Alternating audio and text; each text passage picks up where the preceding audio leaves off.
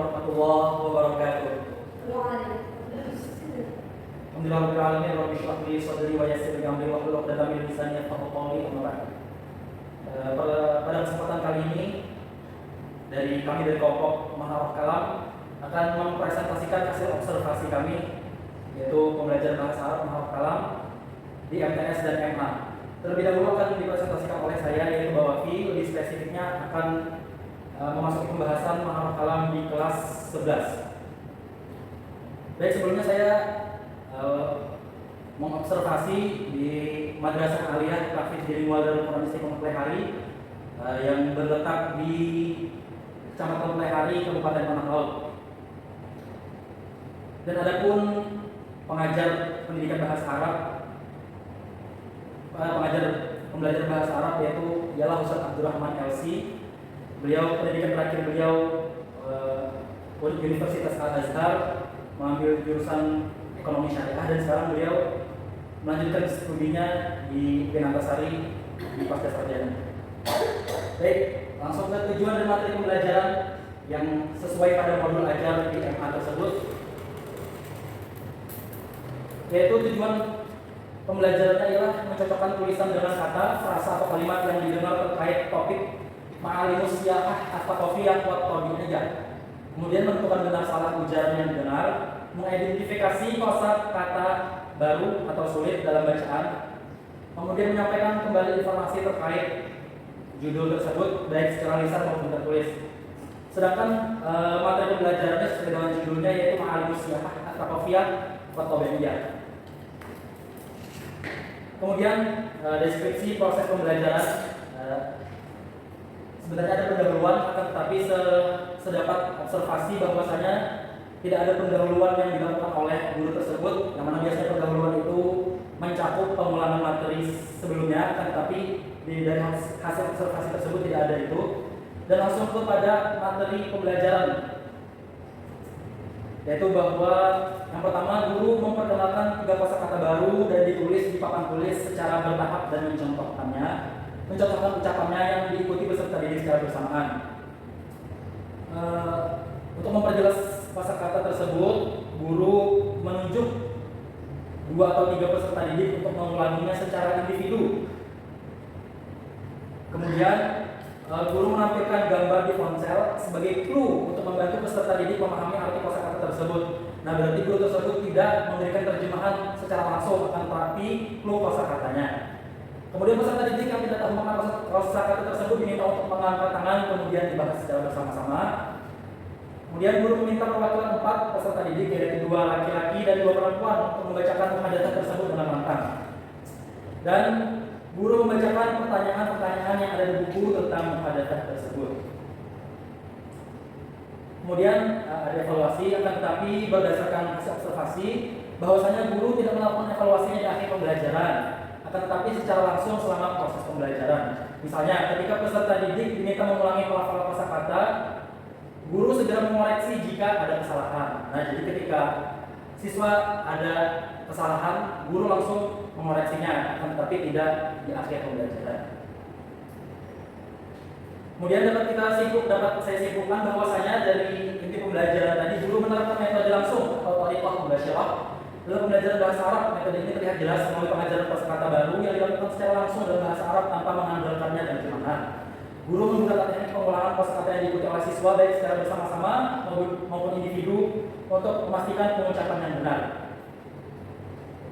Kemudian identifikasi masalah berbasis empiris dan teoritis.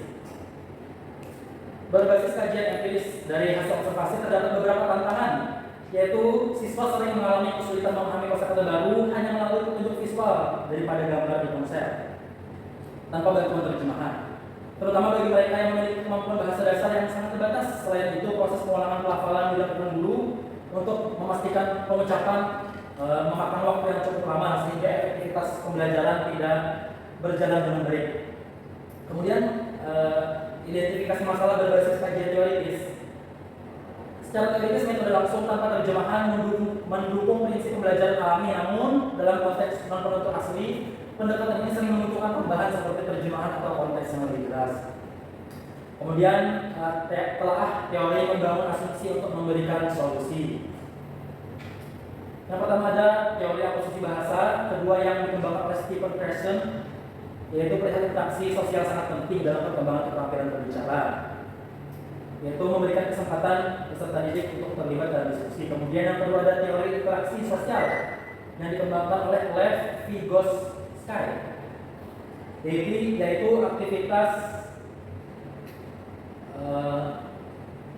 balik tadi. Yang pertama tadi dari Stephen Krashen tadi membutuhkan paparan bahasa yang lebih kontekstual dan bermakna, bukan hanya pada gambar atau terjemahan. Sedangkan yang Lev Vygotsky tadi pentingnya interaksi dan komunikasi dalam suatu pembelajaran. Kemudian ada teori communicative language teaching yang dikembangkan oleh Dale Camus, yaitu aktivitas yang komunikatif dan kontekstual seperti halnya role play atau percakapan langsung. Kemudian ada teori kecemasan bahasa yang dikembangkan oleh Elaine Horowitz, yaitu kurangnya kepercayaan diri dalam diri siswa yang mampu menghambat pembelajaran siswa. Kemudian solusi berbasis masalah, karakter siswa dan materi. Yang pertama adalah solusi berbasis masalah. Siswa kesulitan memahami kosakata baru hanya dengan gambar di ponsel dan kurangnya interaksi aktif. Untuk mengatasi ini sebaiknya menggunakan alat bantu lain seperti pendek, cerita yang ditayangkan dengan proyektor agar seluruh siswa dapat melihat dengan jelas, bukan dengan HP. Kemudian masalah potensi karakter. Banyak siswa yang masih kurang percaya diri dalam berbicara, untuk itu dapat menciptakan suasana yang mendukung, misalnya dalam memberi pujian atas segala usaha mereka. Nah, ini tadi relevan dengan teori yang dikembangkan oleh Elaine Horowitz. Kemudian dapat kita lihat model kanvas pembelajarannya. Ada identitas dulu, kemudian target indikator, teori, masalah, solusi, potensi. Nah, dan juga di sini ada sedikit video klip tentang inti pembelajaran yang sudah saya jelaskan di deskripsi tadi sebagai bukti.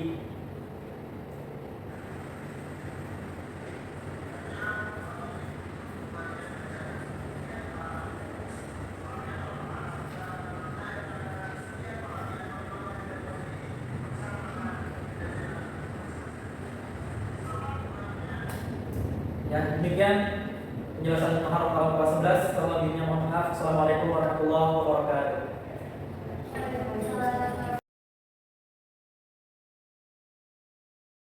Kita simak penjelasan dari saya sendiri, yaitu hasil observasi dari pembelajaran Maharul Kalam di kelas 10 di MAN 3 Banjarmasin yang diajarkan oleh Bapak Rizal Maulana SPD. Lalu ada tujuan pembelajaran. Tujuan pembelajaran ini yaitu peserta didik mampu membuat dialog sederhana tentang rencana kelanjutan pendidikan yang relevan dan sehari-hari. Lalu peserta didik mampu mendemonstrasikan dialog sederhana tentang rencana kelanjutan pendidikan yang relevan. Materi pembelajarannya yaitu ada Asyabab tentang pemuda. Ini cocok buat kelas 10 karena pemuda ini bisa membangkitkan semangat mereka. Yaitu ada selanjutnya ada deskripsi proses pembelajaran. Deskripsi proses pembelajaran ini yang pertama itu ada pendahuluan, ada kegiatan inti, ada penjelasan materi. Kegiatan pendahuluannya yaitu seperti biasa guru menyampaikan pembelajaran yang akan dilaksanakan atau materi yang akan dilaksanakan. Lalu yang kedua yaitu kegiatan inti ini terbagi menjadi dua, penjelasan materi dan praktik. Penjelasan materi ini guru menjelaskan tentang materi Asyabab tadi. Lalu praktiknya, setelah mendengarkan penjelasan guru, siswa diminta untuk membacakan teks yang tertera di kertas yang telah diberikan. Lalu siswa mencerna informasi, lalu guru memberikan pertanyaan dan siswa menjawabnya. Ada evaluasi ini di akhir, siswa diminta untuk membuat percakapan tentang bahasa Arab lalu mempraktekannya.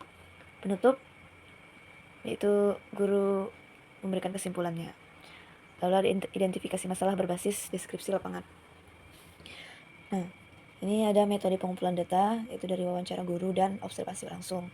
Dari wawancara guru ini, kami langsung mewawancarai Bapak Rizal Maulana tentang beberapa hal termasuk masalah. Observasi langsung ini kami langsung mengamati bagaimana proses pembelajaran berlangsung. Yang kedua ada deskripsi masalah. Deskripsi masalah ini yang pertama ada masalah umum lalu ada masalah khusus. Masalah umum ini yang didapatkan dari seluruh pembelajaran di semua kelas dari kelas 10 sampai kelas 12, yaitu dari segi pendidik. Dari segi pendidik itu masalahnya terdapat pada beberapa guru yang mengajarkan bahasa Arab hanya sesuai pengalamannya saja dan tidak menjadikan kurikulum sebagai patokan dalam mengajar. Dari segi peserta didiknya, yaitu banyaknya peserta didik yang belum mempraktikkan pembelajaran yang didapat, misalkan tidak terbiasa berbicara dengan menggunakan bahasa Arab. Masalah khusus ini adalah data yang kami peroleh dari observasi langsung ke kelas 10 tersebut. Masalahnya yaitu terdapat pada beberapa siswa ini kurang memperhatikan apa yang sedang dipelajari, dan sebagian siswa juga seperti masih susah untuk memahami mufradat yang dibahas, serta terlalu bergantung kepada handphone di saat diberikan tugas untuk membuat percakapan. Lalu ada analisis masalah berdasarkan kajian teoritis dan empiris. Kajian teoritis ini kami menggunakan yang kami dapatkan ada 3, yaitu metode komunikatif, thoriqah mubasyirah, dan thoriqah ihaiyah. Di kajian yang kedua yaitu kajian empiris. Ini ada metode komunikatif. Masalahnya yaitu 15% siswa itu masih kurang aktif berbicara. Sebagian sisanya juga belum terlalu bisa. Begitupun juga dengan thoriqah mubasyirah dan ihaiyah, sebagiannya juga belum terlalu paham dengan metode ini. Lalu ada penyebab masalah dan dampak. Penyebab masalah secara keseluruhan ini disebabkan oleh kurangnya perhatian pihak sekolah untuk mendukung Sarpras untuk menciptakan lingkungan berbahasa. Lalu ada telaah teori untuk mengembangkan asumsi untuk merekomendasikan solusi. Yang pertama yaitu ada teori metode komunikatif, yaitu pengembangan solusinya itu bisa diterapkan kegiatan berbicara kelompok atau dengan pasangan yang lebih sering, itu menggunakan permainan peran atau role playing. Lalu ada thoriqah metode mubasyirah dan stimulus atau ihaiyah. Ini juga bisa dilakukan dengan menggunakan visualisasi dan benda-benda yang mudah dipahami oleh mereka. Selanjutnya itu ada solusi berbasis masalah, karakter, dan materi. Nah, ini kita harus mengetahui dulu potensi dan karakter siswa. Dari potensi, peserta didik di materi ini memiliki potensi yang cukup besar, antara lain memiliki pemahaman yang baik tentang bahasa Arab dan terampil menggunakan teknologi. Karakternya tentu berbeda-beda. Ada yang secara visual, sebagian lainnya secara auditori, dan sebagian lainnya secara kinestetik. Potensi materinya sebenarnya materi dalam ini tuh cukup mendukung untuk meningkatkan kemampuan siswa kelas 10. Dan ini bisa teman-teman lihat sekalian, ada desain kanvasnya itu seperti ini, seperti yang telah diarahkan oleh Ibu. Lalu ini ada sedikit video pembelajarannya. Jadi seperti ini pembelajaran di 3 Banjarmasin. Mungkin sekian dari saya. Mohon maaf atas segala salah hilafnya. Saya akhiri, terima kasih.